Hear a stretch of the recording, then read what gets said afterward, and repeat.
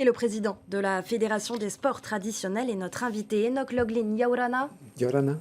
Merci d'être présent ce soir. On vient de le voir dans le reportage, les sports traditionnels font de plus en plus d'adeptes. Il y a vraiment un réel engouement, même chez nos voisins du Pacifique. Alors ils viennent d'où pour conquérir dans ces sports, dans nos sports traditionnels, et qu'est-ce qui les attire concrètement ?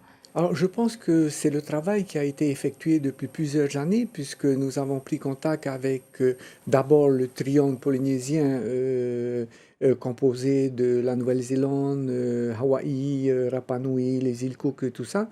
Depuis plusieurs années, on renoue les contacts, on fait connaître, on promouvoit notre culture à travers le sport traditionnel. Et c'est aujourd'hui, je dirais, apprécié et les compétitions sont fréquentes aujourd'hui, sauf avec la Nouvelle-Zélande où il devait y avoir, avec le soutien de l'UNESCO, un grand rassemblement des sports ancestraux du Pacifique qui n'a pas pu avoir lieu et qui aura certainement lieu dans les années à venir. On en parle pour l'année prochaine. C'est grâce aussi au comité des sports ancestraux du Pacifique que j'ai l'honneur de présider depuis 3 ans, qui va être renouvelé prochainement. Et nous pensons faire une plaque tournante de cette présidence. Et apparemment, ce serait les Hawaïens qui prendraient la présidence pour la préparation du prochain Festival des Arts. Présidence, on l'a vu également, Enoch, dans le reportage, il y a des femmes, on le sait. Mais est-ce qu'elles sont impressionnantes? Est-ce qu'elles sont de plus en plus nombreuses à pratiquer les sports traditionnels? De plus en plus nombreuses. Cet après-midi, nous avons eu les courses de porteurs de fruits où les Maoris se sont très bien comportés pour remporter une victoire chez une catégorie de Vahine. Et ils s'y mettent aussi au lever de pierre. Alors, on voit ces athlètes qui évoluent aussi en haltérophilie et tout ça, et qui viennent vers... Qui basculent après... Qui basculent. Alors, dans le Pacifique, le sport est en train de se faire connaître, de s'implanter, et aussi en France, puisque le week-end prochain, nous aurons le premier festival qui sera organisé à Toulouse, où nous aurons aussi le sport traditionnel, course de porteurs de fruits, levée de pierre, lancer de javelot.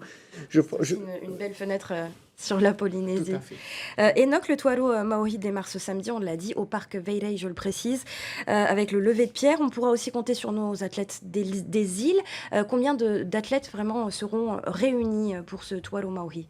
Oui, en effet, nous serons à la 3e journée. Après le Heivav Ataye, aujourd'hui les courses de porteurs de fruits. Ça se poursuit ce samedi 16 et dimanche 17 par les compétitions de levée de pierre, de copra, de grimper au cocotier, de décortiquage de coco, de lutte, de lancer de javelot.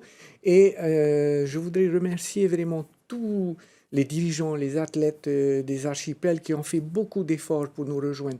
Je crois que ça va être pour faire le déplacement. Tout à fait. Je sais pas, ils ont trouvé les moyens, ils ont dit qu'on veut participer. Ça vient peut-être aussi des 2 années passées où on les a pas rencontrés. Il y a vraiment cet engouement de vouloir venir, de vouloir participer et de faire cet effort. Malgré les peu de moyens qu'ils sont là, ils seront là ce week-end. Et on pourra les admirer. Voilà, pour du beau spectacle et des belles performances. Le Tuaro Maori, qui on le précise, se déplace aussi à la Pointe Vénus et au jardin de Paufei. Voilà. Merci beaucoup. On va se retrouver ce week-end au Parc Vairai à Punavia. Et après, l'événement se déplace? Non, ça y est, c'est fini. C'est les 2 dernières journées. Excusez-moi, c'est une erreur de ma part. Merci beaucoup, Merci. Enoch, d'avoir été notre invité ce soir. Et le programme, sachez que vous pouvez le retrouver sur notre site tntv.pf, le bon programme. Merci encore.